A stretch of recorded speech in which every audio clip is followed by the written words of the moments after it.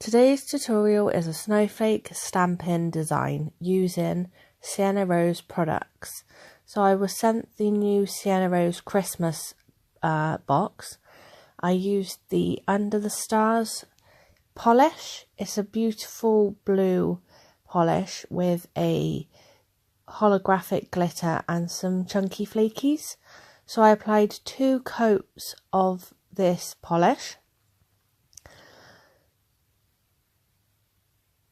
And then I used the Holiday Jingle Uber Chic stamping plate. I applied some liquid latex around my cuticle. And then with the Creative Shops Hollow Glassy Stamper, I stamped the snowflake image onto my nail.